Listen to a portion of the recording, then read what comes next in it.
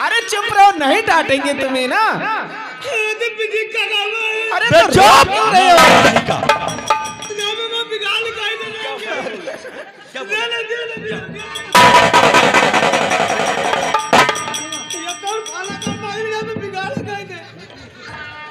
चले क्या बोलता है? ज्यादा रीनी बाजा बजाओगे सारे वो हाथ मारूंगा कान के।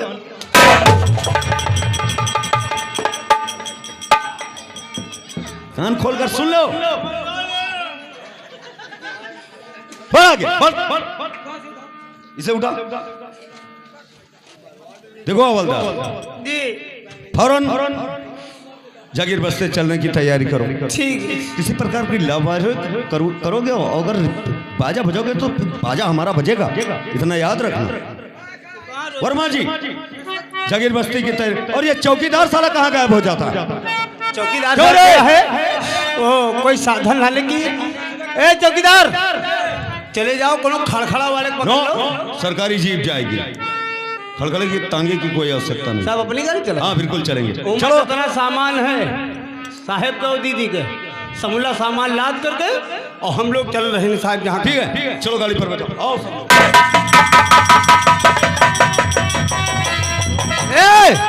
अरे फूलवा फूले फूल जाई हो रे बालम,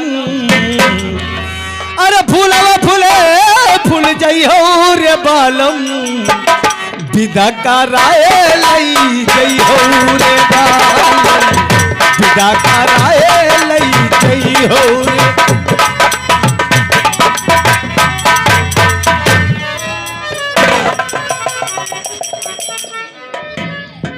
अरे मुनीम, कहिए सेठ जी। देखिए हमारा 3 गाड़ी माल आसाम को भेजा गया था। क्यों नहीं सेठ जी? उसमें कितना नफा और कितना घाटा हुआ है? Hello hello. हाँ दोस्तों, गौर करने की बात है, ये जागीर बस्ती है और वहां के रहने वाले ये सेठ रतन लाल हैं और ये 2 नंबर का धंधा भी करते हैं। अब देखिए, ये सेठ रतन लाल और ये मुनीम है, देखो आपस में क्या बातें करते हैं। सेठ जी, क्या बात है? जो 3 गाड़ी माल अपना गया था, हाँ हाँ, उस माल में बहुत नफा हुई है। अच्छा, मुनाफा कितना? बहुत हुआ है। अच्छा, 1076 रुपया नफा हुआ है। ठीक है। और जौन एक गाड़ी पहले माल कानपुर भेजा था, हाँ हाँ, उसमें 999 रुपये घाटे हुए हैं। मुनीम देखिए, घाटे का नाम मत लिया करो, क्योंकि जी सेठ जी, जब मैं घाटे का नाम सुनता हूँ कि इतना पैसा हमारे उस माल में घाटा हो गया, तो मेरा दिल धड़ धड़ धड़कने लगता है। और जो अफीम और चर्स एक ट्रक में भिजवाए थे, हाँ हाँ, उसमें 175 रुपये नाफा। 175 रुपये का नफा? जी। चलो कोई बात नहीं है, कभी नफा कभी घाटा तो हुआ। जो मिर्चा करुआ वाला गया था, लाल वाला, हाँ हाँ, उसमें 1169 रुपये नफा। ये तो बहुत अच्छा हुआ, मिर्चा में बहुत नफा मिला। और जो धनिया आपकी गई थी, हाँ 1 टन, हाँ, क्यों नहीं? उसमें तो बहुत कुछ नफा और कुछ नुकसान तो होता रहता है। हाँ हाँ, ये तो बैठा दिया। अच्छा, इसमें 5065 रुपये घाटा। मुनीम जी, कोई बात नहीं है। देखो गेट पर कौन आवाज दे रहा है? भैया मैं हूँ गरीब आदमी, अंदर आना चाहता हूँ। क्या सेठ जी हैं दुकान पर? हाँ सेठ जी हैं। सेठ जी, कोई गरीब आया है गेट पे और कह रहा है मैं सेठ जी से मिलना चाहता हूँ। यानी गरीब इंसान हमारे पास आया है, मुझसे मिलना चाहता है। हाँ। तो जाओ, उसे फौरन हमारे पास लेकर के आओ। आ जाओ भैया।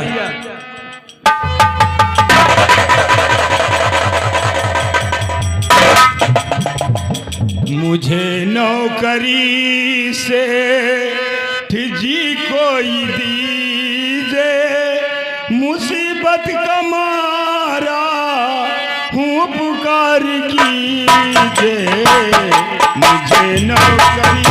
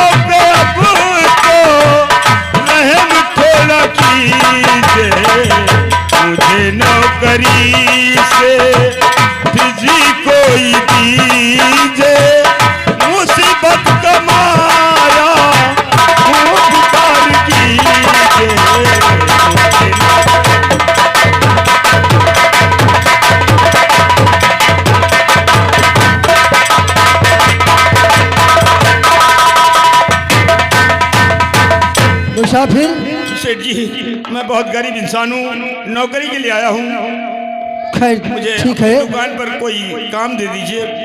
तो पहले बता नाम अपना बताओ।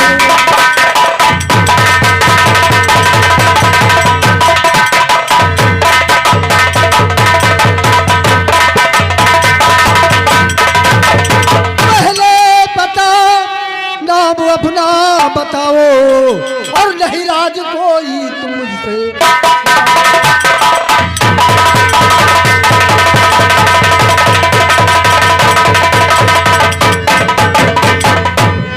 ये बताओ कि तुम्हारा नाम क्या है और कहाँ के रहने वाले हो?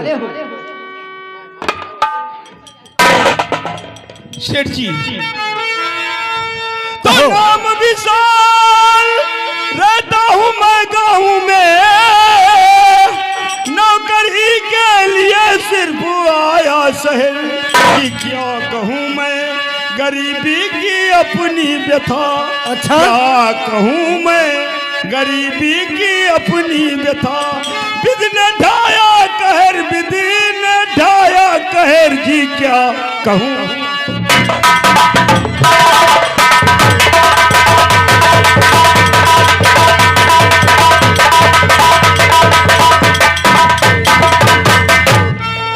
मैं गांव का रहने वाला हूँ, नौकरी के लिए शहर में आया हूँ, बहुत गरीब आदमी हूँ। तुम्हारा नाम विशाल है? जी हाँ। और देहात के रहने वाले हो? जी। नौकरी की तुम्हें जरूरत है तो कोई बात नहीं है। अरे मुनीम देखो, इस मुसाफिर का नाम विशाल है और ये देहात में रहता है। देखो हमारे यहाँ तुम केवल अकेले काम करते हो, हमें भी नौकरी एक नौकर की जरूरत है। और ऐसा करो, किसको रख लिया जाए? ठीक है सर जी। ये बताओ विशाल जी, तुमने कितनी पढ़ाई किया है? मैं ज्यादा तो नहीं, लेकिन हाई स्कूल तक पढ़ा हूँ। ठीक है। मार्कशीट है आपके? क्यों मार्कशीट से क्या जरूरत? अरे हम मुनीमान थोड़ा बहुत तो क्या मार्कशीट यहाँ कोई सरकारी जॉब आप दे रहे हैं? सरकारी नहीं, लेकिन आप मार्कशीट लगती है। सरकारी नौकरी करो या प्राइवेट। ये तुम्हारा कैसा मुनीम है सेठ जी, इसका दिमाग तो नहीं खराब है? मुनीम जी देखो, मार्कशीट की कोई जरूरत नहीं है, तुम्हें नौकर की जरूरत है तो इसे नौकरी पर रख लिया जाए। विशाल देखो, तुम्हें हर माह में 500 रुपया मिलेगा, ठीक? और तुम कल से हमारे यहाँ पर ड्यूटी करने के लिए आ जाना और तुम्हें 500 रुपये हर महीने में मिलेंगे। ठीक है। तुम्हें लिखने पढ़ने का काम दिया जाएगा। जी मैं ईमानदारी के साथ सारा काम करूंगा, कहीं भी आपको शिकायत का मौका नहीं दूंगा। ये तो बहुत अच्छी बात है। मुनीम जी जाओ, विशाल को लेकर के जाओ और इसे अच्छे से अच्छे कपड़े दे देना और इसे नहला भी देना। जी सेठ जी। ठीक है जी मैं चल रहा हूँ। ठीक है सेठ जी, आप चलिए, हम इसको नहला। ठीक है, 500 रुपये मिलेंगे, ठीक रहेगा। 500 रुपये मिलेंगे। और अरे ज्यादा काम धाम थोड़ी है, अब पढ़ने लिखने वाला मैं तो मुनीम भाई हूँ। ठीक है। ठीक है, आप चलो, तुम्हारे लिए कपड़े और सब तैयार है। चलो। भेष बनाया परदेश में, कोई परदेसी आया परदेश में, कोई परदेसी आया।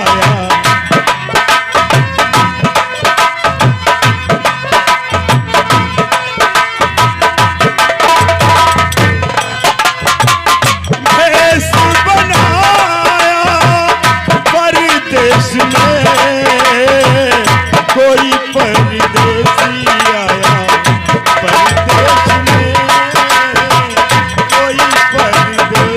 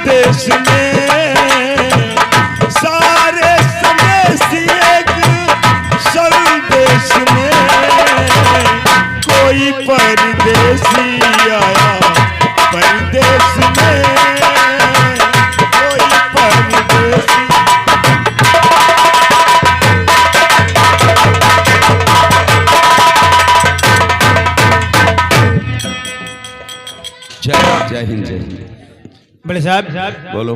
देखो जी ये जो अब हमने अपनी बहन रूपा का नाम यहाँ सबसे बड़े कॉलेज में लिखवाया है। जी सर। अब वो यहाँ से पढ़ाई करेगी और हम यहीं से ड्यूटी करेंगे। जी सर। मगर जब सर ये सऊदी हम आई ही गए हैं। एक बात बताओ। जी सर। तुम शायद इस इलाके से वाकिफ होंगे। आओ का साहब 15 इस इलाके में कौन से ऐसे लोग हैं जो गैर कानूनी धंधा करते हैं और सबसे बड़े क्रिमिनल हैं? बड़े सर रतन लाल, सेठ रतन लाल। सेठ रतन लाल? जी सर। क्या उसके करता है? कई खूबी वाले धंधे चल रहे हैं सर, और कई कारनामे उसके नाम भी चल रहे हैं। और सर उसके पीछे मुकदमा भी चल रहा है, मगर गैर कानूनी काम करने से रुकता नहीं सर। हमें मिलना पड़ेगा। मगर सर बहुत खतरनाक इंसान है सर। खतरों के खिलाड़ी हैं हम हवलदार। अगर खतरों के खिलाड़ी नहीं होते तो हम यहाँ का चार्ज नहीं लेते। मगर सर अच्छे सिपाही आ जाते हैं, उसके आगे सलूट मारते हैं सब। नो, हमारा एक वसूल है, समझ गए? या तो हम उस सलूट तिरंगा को करते हैं, या फिर अपने संविधान को, और या तो फिर अपने उस परम पिता पार ब्रह्म परमेश्वर को।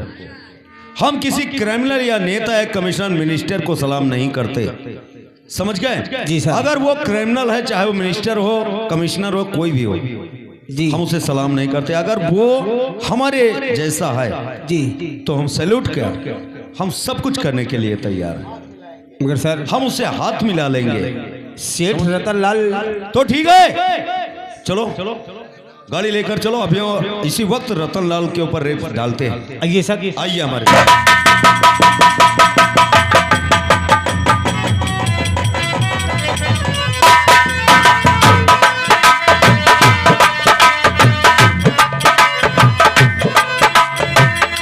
कहिए सेठ। मुनीम जी कहिए सेठ जी।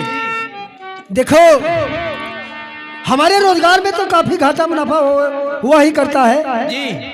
और पहले बताओ, विशाल को तुमने कपड़ा और सारी व्यवस्था देते कि नहीं? विशाल के लिए पूरी व्यवस्था कर दिए, कपड़े लत्ते प्रेस उरेस करके सब आ गए। ठीक है, नहीं। ऐसा ही होना चाहिए। जी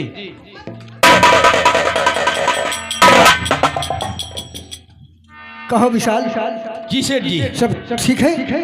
जी हाँ, अब मैं सारा काम संभाल लूंगा, आपको फिक्र करने की कोई जरूरत नहीं। कोई बात नहीं है, इसीलिए मैंने तुमको नौकर रखा है कि हमारे रोजगार में किसी प्रकार की कमी नहीं होना चाहिए। ठीक है, वो माल की डिलीवरी आई है, मैं जाकर देखता हूँ। ठीक, जाइए।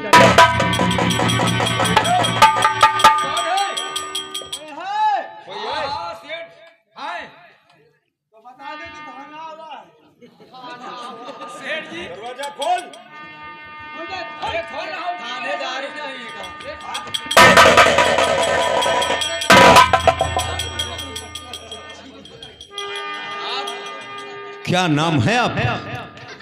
हमारा नाम सेठ रतन लाल। आप हैं सेठ रतन लाल? जी हाँ। और ये आपका कौन है? ये हमारा मुनीम है। क्यों बे? दरवाजा खोलने में इतनी आने का परमिशन आपने लिया? परमिशन नहीं, जूता निकालेंगे तो तुम्हारा मुंह जूता जैसा बनेगा बहुत सड़ी के। समझ गए? हम स्पेशल ड्यूटी पर हैं। हाँ तो रतन लाल जी, एक बात बताओ। कहो सर। मैंने सुना है कि तुम गैर कानूनी धंधे करते हो। अरे नहीं साहब, जुए का अड्डे, शराब की भट्टियों को चलाना, जिस्म फरोशी के धंधे, अफीम व मार्फीन के धंधे, ये सब क्या है? सर एक बात मैं बता देना चाहता हूँ। आखिर कहना क्या चाहते हैं? तुम्हें सुधरने के लिए मैं 24 घंटे दे रहा हूँ। ठीक। 24 घंटे के अंदर अगर ये सारे धंधे बंद नहीं हुए तो 25 घंटे में हम तुम्हें यहाँ से घसीट करके ले जा करके फिर लॉकअप में डाल देंगे। ठीक है सर। और फिर ऐसा केस लगाऊंगा तुम पर कि तुम जीवन भर बाहर नहीं आ सकोगे। ठीक है, मैं 24 घंटे के अंदर आपसे जरूर मिलूंगा, अवश्य बताऊंगा। ठीक है हवलदार वर्मा जी, 24 घंटे इसके और 25वां घंटा हमारा। ओके? समझा। सेठ रतनलाल याद रखना, कहो। कि जितने काले धंधे हैं ये सब बंद कर दो, नहीं हम तुम्हारी गलियां में लठिया खोद के किसी खेत में खड़ा कर दूंगा, साले लील गई हटाओगे। ठीक है। हमारे बड़े साहब ने बात जो कहा है कि 24 घंटा आपका, 25वां घंटा पुलिस वाले का। ये सब साले धंधा बंद करके एक अच्छा इंसान बन जाओ, नहीं बड़े साहब तुम्हें उल्टा टांग के किसी चौराहे पे इतना पिटाई करेंगे कि साले तुम टट्टी कर मारोगे। ठीक है। हम लोग के पास इतने मनाही है कि तुम ऐसे भाग रही हो। तू क्या बोल रहा था? अरे ठीक है 5वां घंटा आपका। अरे मुनीम, 5वां घंटा आप चुप रहो।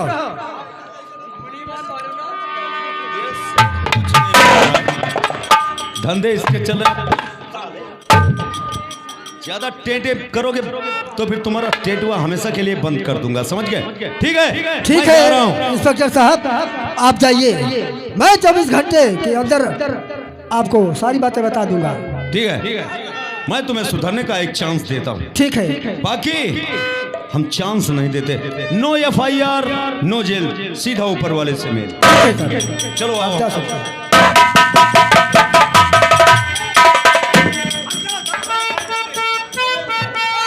सेठ जी अभी तक तो अपना धंधा चल रहा था। मुनीम, जी सेठ जी, ये बताओ कहिए सेठ जी। कि जो इंस्पेक्टर आया है इसका नाम क्या है? ये नया कोई इंस्पेक्टर है आया है? हाँ, मुझे भी लगता है कि नया इंस्पेक्टर आया है और इसको हमारे धंधे से वाकिफ नहीं। वाकिफ नहीं इसको? खैर कोई बात नहीं है, हम इससे जरूर मुलाकात करेंगे और हो सकता है कि हमारे अंडर में आ जाए। इसे चलो मुलाकात करा जाए और थोड़े दिन के लिए ये भट्टी वट्टी बंद कर दिया जाए। ठीक है। उसके बाद फिर चलाएंगे। ऐसे साहब आते रहेंगे जाते रहेंगे और मुनीम, हमारी भट्टी चलती रहेंगी। अभी ये मुझसे वाकिफ नहीं है। हाँ खैर कोई बात नहीं, आज तो इतनी बड़ी धमकी देकर गया है। आज मैं जाऊंगा अपने दोस्त राका के पास, क्यों नहीं? उसे सारी बातें बताऊंगा जी सेठ जी। कि मेरा रुपया चाहे जितना लग जाए लेकिन हमारे रास्ते का कांटा मिटना चाहिए। हट जाए। आओ चलते। क्यों नहीं सेठ जी, यहाँ चाहिए महू की कांटा हटाए।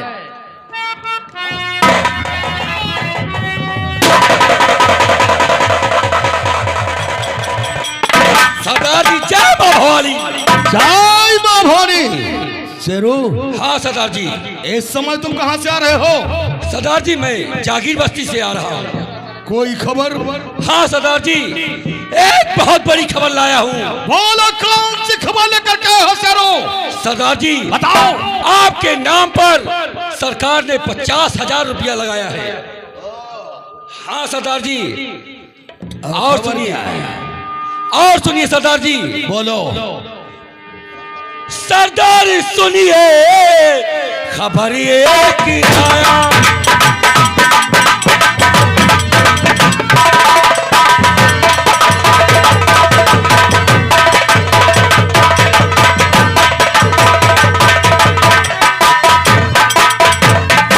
सरदार सुनिए, खबर एक लाया।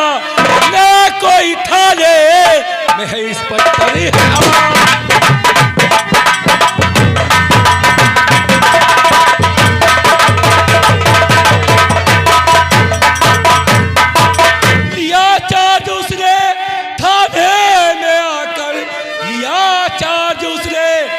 थाने में आकर गिरफ्तार करने का बीड़ा।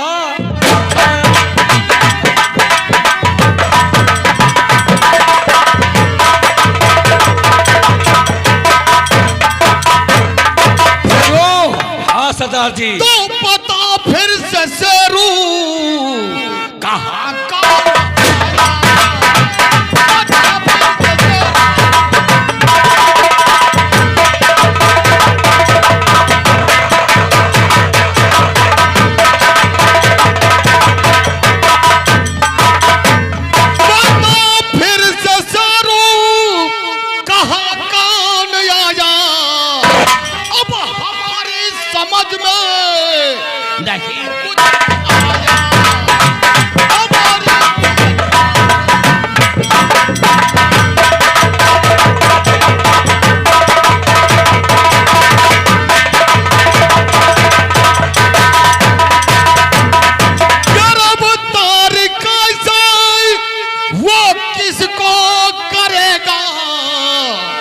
गिरफ्तार कैसे वो किसको करेगा बता सोगर।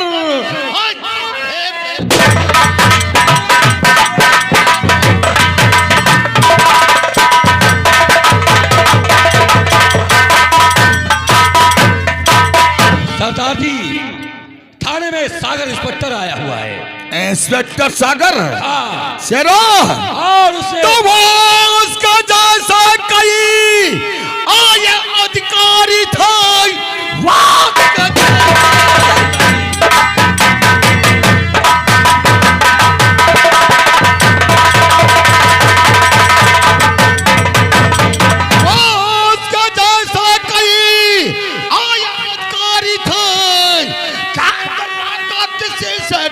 है नहीं, वक्त आने पे वो शांत हो जाएगा क्योंकि हमसे अभी तक मिला है।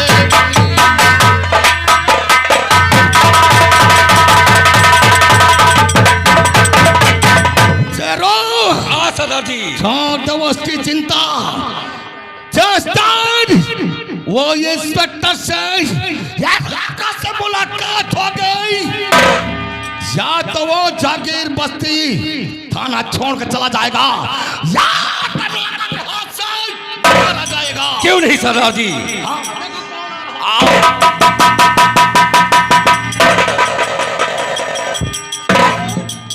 दोस्त राका, जय माँ भवानी। जय माँ भवानी। बताओ सेठ, घबराए हुए हमारे अड्डे पर बात क्या है? कुछ ऐसी बात है। बोलो। और क्या बताऊं दोस्त मल,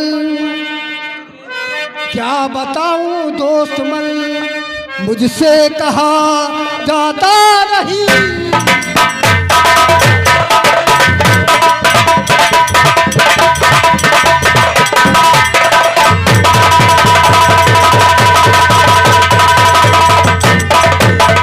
क्या बताऊं दोस्त मल, मुझसे कहा जाता नहीं।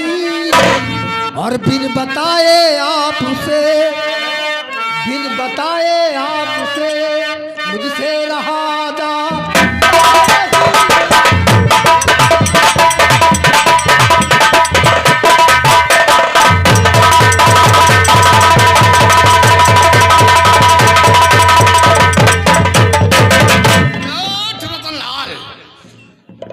बताओ कौन सी ऐसी बात है? दोस्त राका, इस जागीर बस्ती में एक नया इंस्पेक्टर आया जिसका नाम सागर है। आज हमारे घर में आया था और हमको इतनी बड़ी धमकी दे गया कि तुम्हारी जितनी शराब की